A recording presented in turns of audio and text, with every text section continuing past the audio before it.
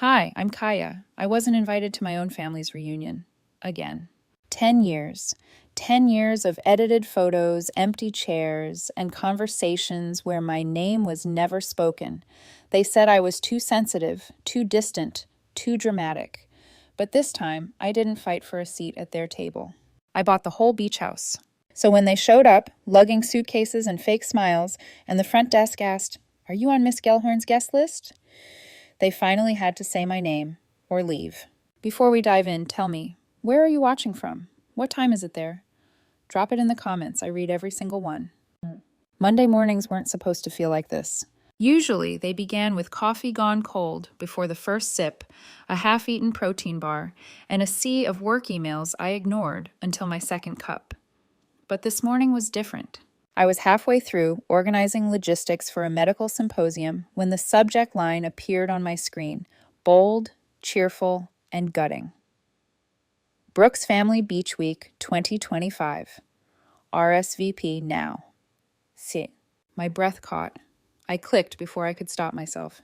Everyone was CC'd. Trinity, Bryce, Aunt Mel, even Cousin Darren, who hadn't been seen since the Clinton administration. But my name, not there, not in the thread, not in the original list, not even a misspelled version. They hadn't forgotten me. I just wasn't included. I stared at the screen like it had slapped me. Dozens of replies filled the thread. Little jokes, throwbacks from last year. Someone even posted a photo of the fire pit at sunset. The same fire pit where I roasted marshmallows at age 8, back before I realized love in this family came with conditions. I scrolled lower, hoping, stupidly, for a second email. A correction. Something. But there was nothing. This wasn't new. Last year's invite, Trinity had claimed, must have gone to spam. You know how tech can be, she'd added with a chuckle, like erasing me from the family calendar was a harmless glitch. I closed the thread. My office suddenly felt too big, too sterile. The framed degree on the wall looked like it belonged to someone else. The California sunlight that streamed in felt like a cruel joke. Warm outside, void inside. I turned to the bookshelf, and there it was, the turquoise glass seashell. It sat behind outdated manuals and a dying jade plant. A birthday gift from when I was 10. My mom had picked it out at a roadside antique shop and told me it looked special for my special girl. That was before she started calling Trinity her pride, before she introduced me to her friends as the one who's always working, before I learned that being the youngest didn't mean being loved more, it just meant being useful longer. You okay? I jumped. Remington stood by my desk, holding his usual mug of oversteeped green tea. I swallowed. Yeah, just spam email. He raised an eyebrow. From them again? I didn't answer. Just gave him a tight-lipped smile and returned to my laptop. But I didn't reopen the symposium notes. Instead, I shut the laptop completely. The promotion packet sat beside it. Senior Vice President, at 38. Youngest candidate in the firm's history. A title I'd bled for. Navigated boardroom politics, 12-hour days, and men who had fewer ideas and more golf trophies. But none of that mattered. Not to them. To them, I was the one who moved too far, worked too much, forgot her roots. My phone buzzed. Savannah. Saw the invite? Want to crash it just for laughs? I stared at the message, then typed. Or maybe it's time I did something smarter. I opened a tab I'd bookmarked months ago, real estate listings, specifically the beach house. The one where Trinity took her maternity photos, where my parents toasted their 30th anniversary while I was at a conference they never told me about. It was quietly up for sale, no family announcement, no group text, just a quiet disappearance, like old furniture being offloaded when no one's looking. I stared at the listing, wraparound porch, ocean view, the same chairs where Dad used to read Steinbeck aloud, before he started pretending he couldn't hear my calls. This is what it had come to. I hovered over the contact agent button. Then I clicked. The confirmation email hadn't even sunk in when my phone rang. The ringtone I'd assigned to her years ago. That same tight feeling in my chest. I didn't need to check. I knew it was her. I let it ring twice before picking up. Hi, Mom. Her tone was syrupy, the kind she used when she was about to do something awful, but wanted to sound polite while doing it. Kaya, dear. I cut in. Let me guess. Trinity's kids need the bunk room again? Or maybe Nelson's new girlfriend is allergic to hotel pillows? Silence. Long enough for me to imagine her staring at her manicured nails, searching for her next line. Finally, you know how chaotic it gets with little ones. And we're just limited in space this year. I almost laughed. Not because it was funny, because it was so damn predictable. You understand, don't you, Kaya? She added gently, almost pitifully. It was the same phrase she'd used 2 years ago, the last time I tried to attend. She'd called the night before and whispered into the phone like a priest in confession. You understand, don't you? She'd asked then, too. The little ones need the bunk room. And I had understood. I understood my presence was always optional, that I only mattered when they needed help paying for something. I understand perfectly, I said now. Thanks for the heads up. Before she could respond, I ended the call. I didn't throw my phone. I didn't cry. I didn't scream into a pillow. I got up, walked to the kitchen, poured myself a glass of water, and then I returned to my desk. I opened a spreadsheet, my personal finances. The numbers stared back at me. Loyal, organized, ready. Liquid assets, vesting schedules, discretionary funds. Then I whispered, let's play then. 10 minutes later, my phone lit up again. Savannah. Screenshot incoming. She never sent screenshots without warning. I opened it. It was from a group chat I wasn't in. Of course I wasn't. The name of the chat. Brooks Core Only. Trinity had written, don't worry. Kaya's not coming again. Wants to make it about herself as usual. Then came the reactions. A few oh no replies, laughing emojis, and one from Uncle Jack. That girl needs therapy. I stared at it, numb. But under the numbness, something stirred. Not rage, not sadness, clarity. They weren't just omitting me. They were rewriting me, turning my absence into evidence, filling the silence with a version of me they could all agree on. A shadow, a nuisance. Someone too fragile, too self-involved to bother inviting. I murmured to myself, I'm a shadow who abandoned the light. But no, that wasn't it. I didn't walk away from warmth. I escaped the cold. My mind drifted back to the summer I turned 10. We were all at that same beach house. I'd spent hours sculpting a mermaid from wet sand. Braided seaweed hair, shell earrings, even a pebble necklace. The whole family gathered around, impressed. Then Trinity stepped forward, rested her hand on the mermaid's head, and smiled for the camera. She's so creative, Mom said proudly. I didn't correct her. Neither did Trinity. That night, I cried alone in the bunk room while they toasted Trinity's talent downstairs. Noun. Back in the present, I reopened the real estate app and scrolled to the beach house listing again. No hesitation this time. I scheduled a private showing. No one needed to know. No big scene, no warning. Just action. Quiet, precise, irreversible. The next morning, I walked into a beachfront office, a sleek blue glass building tucked between a surf shop and a boutique cafe. The scent of salt water drifted in every time the door opened. A woman with graying curls and a lavender scarf stood from behind the desk. You must be Kaya, she said, smiling. I was told you'd be coming by today. I nodded. Thanks for fitting me in. She gestured to a chair. Funny thing, she added, pulling up the listing on her tablet. Your name sounds familiar. Are you related to the current owners? I met her gaze steady and clear. Yes, but not for long. Later that day, the ocean breeze carried a chill as I stepped into the narrow hallway of the storage facility. The scent of dust and concrete settled over me like the scent of memory itself. Unit 43B. I hadn't opened it in almost 5 years. The lock clicked open. I pushed the roll-up door upward, its metal teeth groaning. Inside were pieces of a life I'd outgrown. Furniture from my first apartment, boxes labeled college, a crate of books from my climb up the corporate ladder, heels too tight, blazers too sharp. In the far corner, the old cedar trunk, Grandma's. I dragged it forward, brushing off the soft film of time. The latch stuck, but it gave way with a tug. Inside, the lavender sachets still held their scent. I breathed it in, my throat tightening. And then I saw it, a journal, ocean blue, with seashells glued to the corners, in her unmistakably clumsy pattern. I used to tease her. They'll fall off in a week. She'd laughed. Then you'll have to glue your own truth to it. Underneath, a sealed envelope, my name in her slanted cursive. To Kaya, open only when you stop looking for permission. I sat cross-legged on the concrete floor and opened it. Inside was a letter and a trust document. The letter was short. One day, you'll understand why I left this just for you. Love doesn't always come from those who raise us. Sometimes it finds its way through the cracks. Use this when the silence becomes unbearable. The trust document wasn't symbolic, it was real, legal. I flipped through the pages with trembling fingers. My name, her signature, witnesses. And then the clause.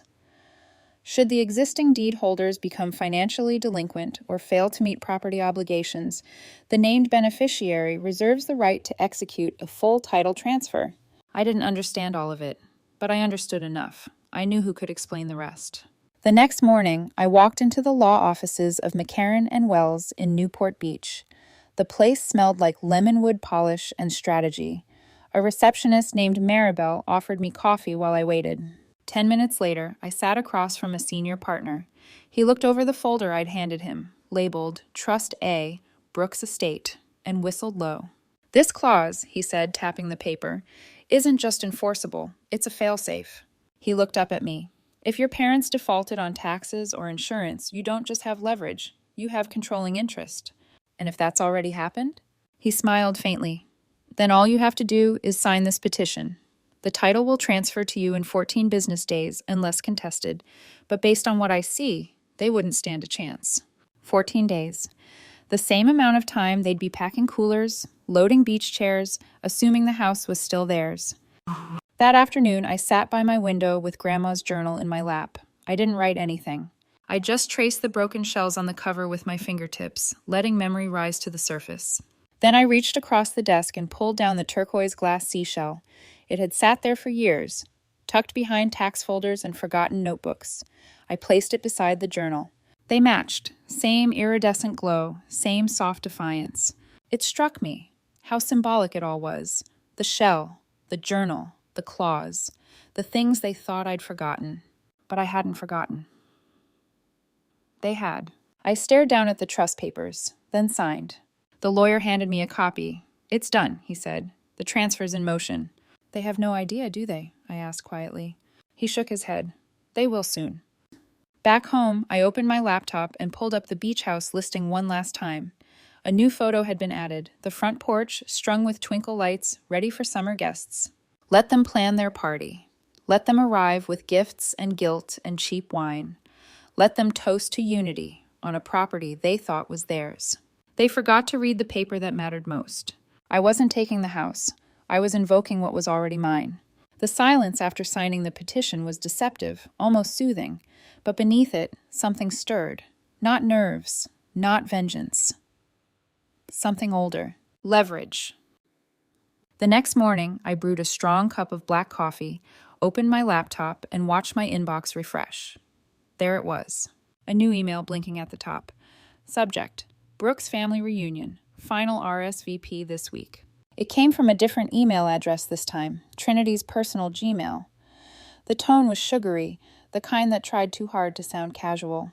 We're so excited. Finalizing rooms and activities. Please RSVP if you haven't already. The body of the email stung in a new way. Room assignments, scheduled beach games, a carefully curated Spotify playlist titled Brooks Vibes Only, photos from past years, a nostalgic slideshow. And my name? Still not there.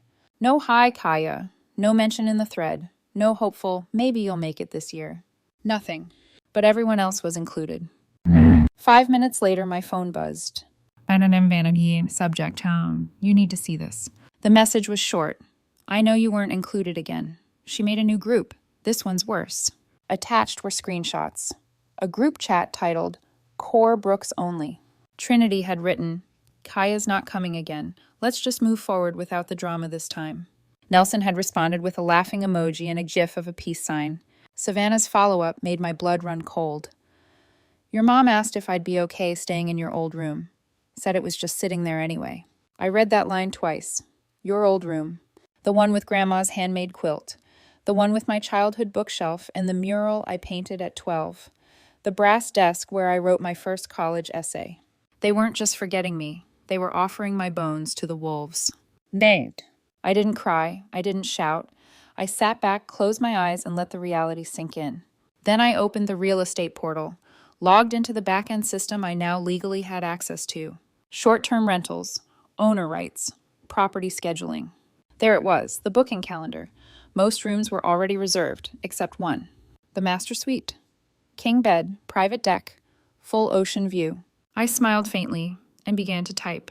Guest, Miss C. Brooks. Arrival, Friday. Length of stay, 3 nights. Preferences. Please place welcome bottle of Perrier Jouet champagne on ice. Guest prefers firm pillows, cotton sheets, and full privacy. Click. A confirmation message appeared. A gentle chime pinged in my inbox. The reunion had just been booked, under my name. The irony settled in my shoulders like warmth for the first time in weeks. Let's see how they explain that. Payen. Later that night, I walked the living room barefoot, a glass of red wine in hand, fireplace flickering low behind me. My phone buzzed. I scrolled through years of family photos, reunions where I took the pictures but never appeared in them, birthdays where my gifts were mailed in and left unopened, graduations I wasn't told about until afterward. One photo stopped me. Trinity blowing out candles. I stood behind her, smiling. But in the version posted online, my head had been cropped out. That was me, to them, an accessory, a placeholder until I wasn't useful anymore. Dad's voice echoed in my memory. You're too sensitive, Kaya. Not everything's about you. But this house, this moment, was about me. Not because I needed recognition, because I finally held the pen. And I was writing myself back in. Before going to bed, I texted Savannah one last message. Thanks for the heads up. Don't cancel your plans. Just be ready for some awkward silences. She responded with a laughing emoji and 3 words. I live for this. The beach house was theirs to borrow, but the key, it was already in my hand. There was one room left to reserve, the one with the view and the deed. After finalizing the reservation, I didn't linger. I closed the tab, shut the laptop, stepped away. The next morning, I drove east, away from the ocean, away from the buzz, toward the hills, past the citrus groves where Grandma used to take me for drives on slow Sundays. Just beyond them, the small cemetery. No flowers, no fanfare, just memory and tradition. I pulled into the gravel lot with a single scoop of lavender honey ice cream melting in a sugar cone, her favorite. I found her grave easily, a simple stone, nestled between 2 overgrown rose bushes. She never liked anything showy. Too performative, she used to whisper. Give me thyme or basil, something useful. I smiled at the thought and sat beside her on the still warm grass. Hey, Grandma, I whispered. They're doing it again. You'd roll your eyes so hard. I let the wind carry the silence for a moment. Then I placed the ice cream cone gently at the base of her stone. You told me once, don't raise your voice, just raise your value. I did, I really did. And minutes passed, maybe more. I didn't cry, but I didn't smile either. There was something in the quiet, something that didn't come from peace, but from knowing. The stillness she used to hold space for me with, the kind that says, I see you, no one else has to. That kind of stillness doesn't come from being accepted, it comes from being certain. I stood, dusted off my jeans, and walked back to the car.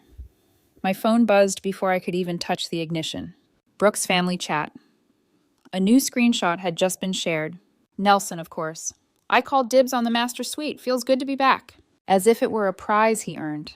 As if he'd built the house brick by brick instead of riding on family name and favors. Replies followed quickly. Classic Nelson. Ooh, big dog. Claim it before the kids destroy it. I sat there in the driver's seat, staring at the thread. None of them asked who booked the house. None of them saw me. Or maybe they hoped I'd stay invisible. But not this time. I opened the group thread, typed slowly. That room is already reserved, under my name. Hit send. Silence. No emojis, no gifs, no replies. Just that satisfying vacuum when something lands too hard to laugh off. Then, predictably, the private message. And Trinity, what are you trying to do? I stared at her words, then typed back, slow and precise. I'm not trying. I warned you. You just never took me seriously. I watched the seen status appear below it. Then I muted the thread, blocked the group, logged out. Not out of anger, out of peace, out of clarity. Because when you no longer need someone else's approval to exist, you start walking like you own the ground beneath you. And in this case, I literally did. I drove home in silence. The roads were mostly empty. Somewhere along the highway, my reflection caught in the rearview mirror, stern, but softer than I remembered, like something beneath the surface had loosened. Not revenge, not yet, just certainty. Later that night, I opened a fresh document on my laptop. Not a manifesto, not a legal response, just a simple note to the property manager confirming my reservation. I wasn't doing it for drama. I wasn't trying to make a statement. I was simply living in the truth they had ignored for years. The truth that now came with a deed, a legal clause, and my name in bold print. For 10 years, they'd removed my name from invitations, threads, group photos, holiday cards. But this time, they'd have to say it out loud, at check-in. The sun had barely dipped beneath the horizon when I pulled into a quiet overlook just half a mile from the beach house. I'd planned it that way. Late enough that the house would already be buzzing with voices I wasn't invited to join. Early enough to watch it all unfold. From my parked rental, I watched the parade arrive.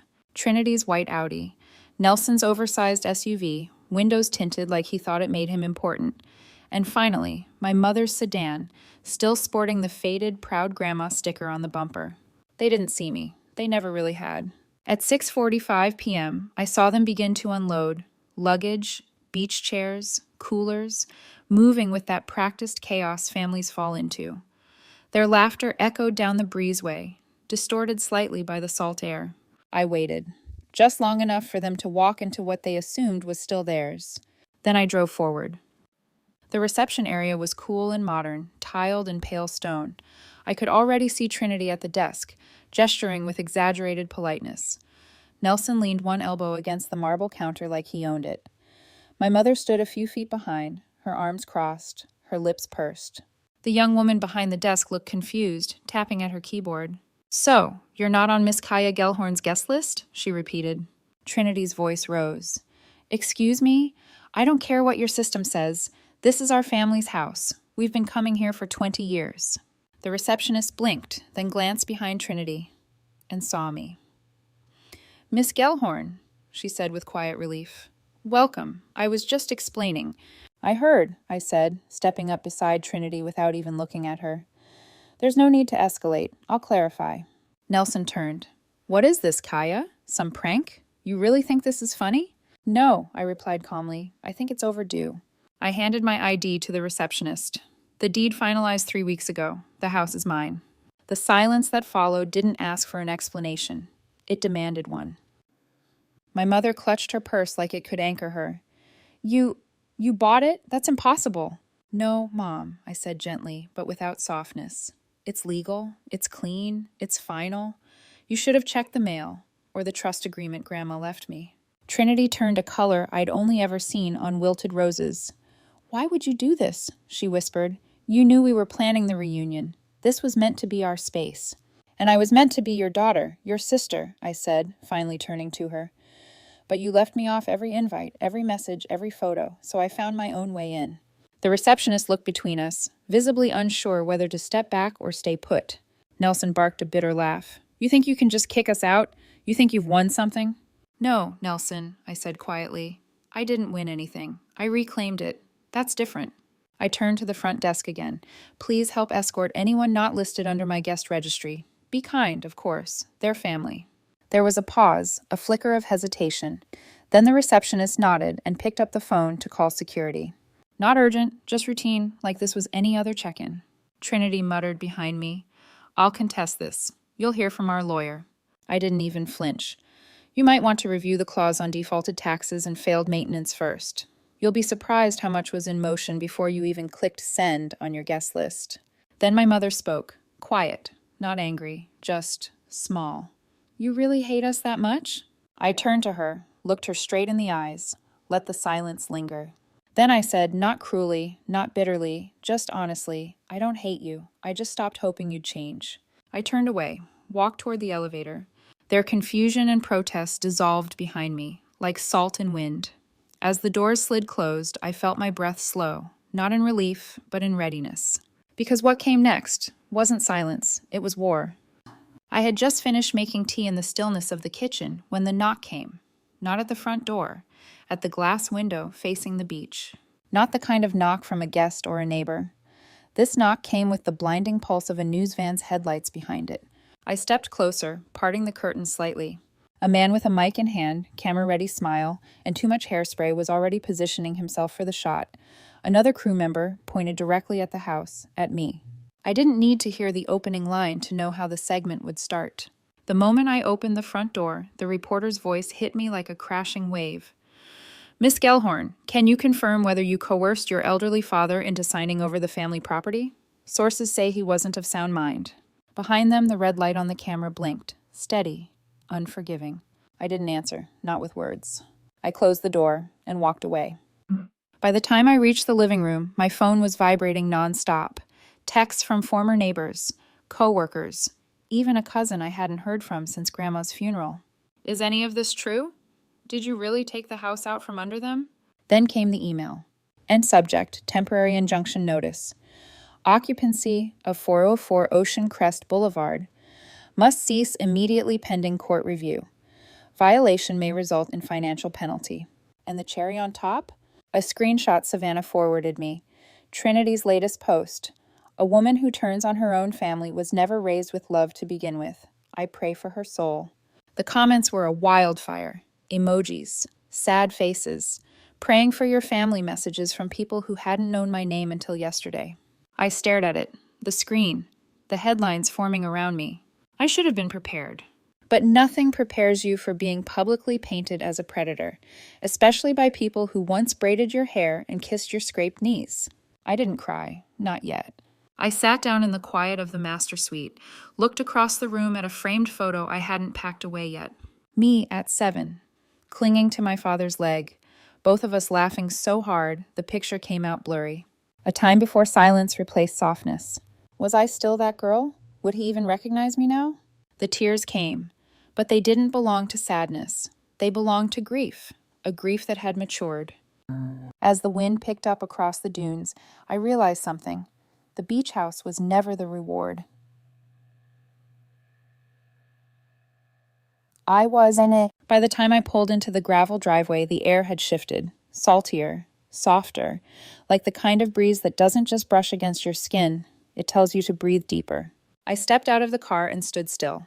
For years, I'd driven past this place with my eyes turned away, pretending it didn't matter, that it didn't sting. But now, the keys in my hand didn't feel like revenge. They felt like restoration. Inside, the house looked like someone had left in a hurry. A half-full glass of water still sat on the counter, towels folded neatly on the stair rail. Framed pictures still lined the hallway. Photos of Trinity's kids, summer dinners, bonfires I'd never been invited to. I paused in front of one frame. My hand hovered over it, but I didn't take it down. I just walked past. Upstairs, the master bedroom glowed with afternoon light. The bed was untouched, sheets crisp.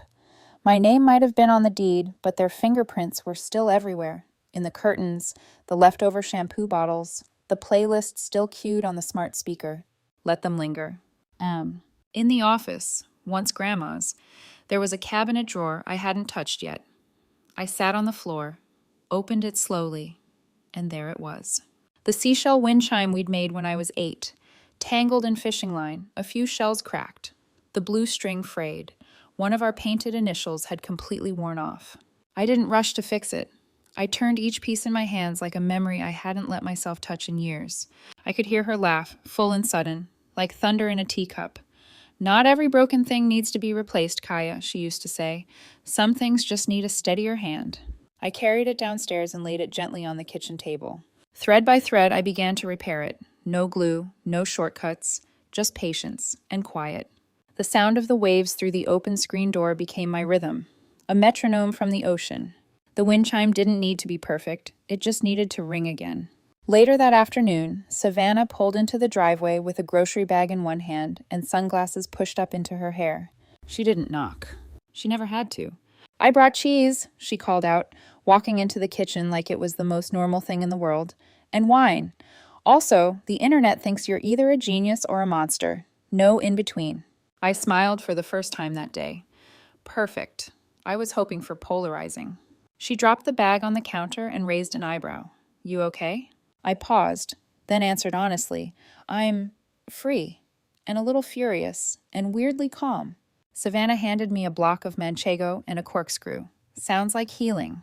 We sat on the porch with paper plates and plastic cups, the kind of meal that wouldn't make the cut for an Instagram story, but it was real, and quiet, and safe. She sipped her wine. They're spinning fast. Trinity's posted 3 times since yesterday. One's a quote about betrayal, one's a sunset photo with an ambiguous caption, and the third is a video of your dad looking confused and sad. I flinched. She noticed.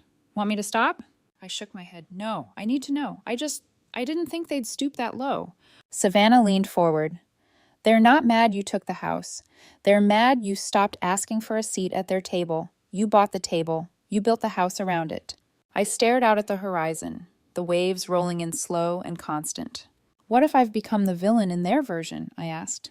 She didn't hesitate. Then let them write it, but make sure your story's still yours. That night, I opened the sliding doors and let the breeze pour in. I played a jazz record Grandma used to love, the scratchy kind with too much saxophone and not enough rhythm, but it filled the house with something human. I walked barefoot from room to room, turning off lights, folding throw blankets they'd left draped over chairs, adjusting crooked picture frames. By the time I reached the hallway upstairs, I noticed something odd. A light on in the guest room. I hadn't left it on. I hadn't even opened the door. I stepped inside. And there, sitting on the bed, was my father. Alone, hands clasped, looking old. He didn't flinch when I entered, didn't act surprised. He just looked up slowly, his voice rougher than I remembered. I remember when you were 8, he said. You used to make ocean sounds with your mouth when you couldn't sleep. I didn't move. I didn't respond. He continued. Trinity never liked the water, but you always ran toward it, even when the waves knocked you over. I finally spoke. You're not supposed to be here. He nodded slowly. I know, but I had to see it. I had to see you. We sat in silence for a long time, not out of comfort, but because neither of us knew what language to use anymore. Then quietly, was it about the house, Dad, or about me? He sighed, as if the weight of every unspoken thing had finally caught up to his lungs. I think I thought if I sided with the majority, it would keep the peace. He paused. But peace built on silence isn't peace, is it? I didn't answer.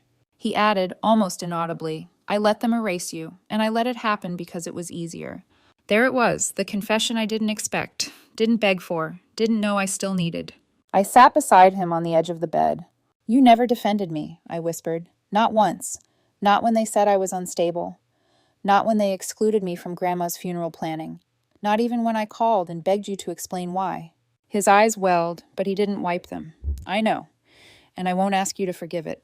Good, I said, not cruelly, because I can't yet. He nodded. But, I added, you can leave the same way you came in, quietly, and let this be what it always was meant to be, mine. He stood slowly, then turned. At the door, he paused. Your grandmother always said you were the brave one. I thought that meant reckless. I didn't realize it meant honest. And then he left. No fanfare, no final hug, just footsteps down the stairs and the sound of the front door closing softly behind him. Vince. I slept that night like someone had finally taken their hand off my throat. No dreams, no racing heart, just stillness. And when I woke the next morning, the air smelled different, cooler, like something had shifted. I stood on the porch with my coffee, watching the sun crest over the water. For years, I'd watched it rise in pictures others had posted. Now I stood in the frame. Now I was the one pressing capture. Later that day, Savannah and I sat in the sand, far from the house, letting the tide chase our toes. She grinned at me over her sunglasses. You know they're probably still trying to get into the group chat without you noticing. I laughed. Let them. I'm not even in the same chat room anymore. She nudged me. You gonna sell the place? I thought about it. The walls still echoed with other people's memories. But now it echoed with mine too. No, I said. I'm going to rebuild it. Not the house. The meaning of it. 1 year later, I hosted my own gathering. Not a reunion, not a party, just a gathering. The invitation was simple. For anyone who's ever been written out of the family photo but still showed up with love. I didn't send it to everyone, just the people who had shown me presence without performance.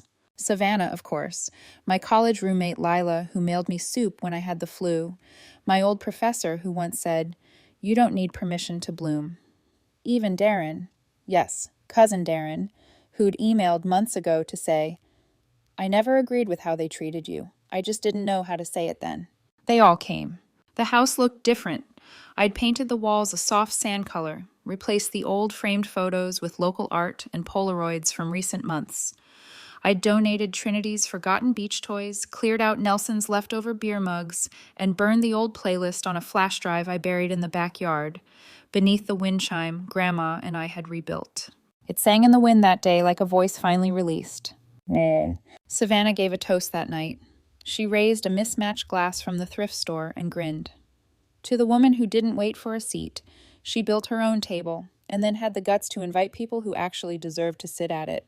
The group clapped and hollered, but I just smiled, because for the first time in over a decade, I didn't feel like an outsider looking in.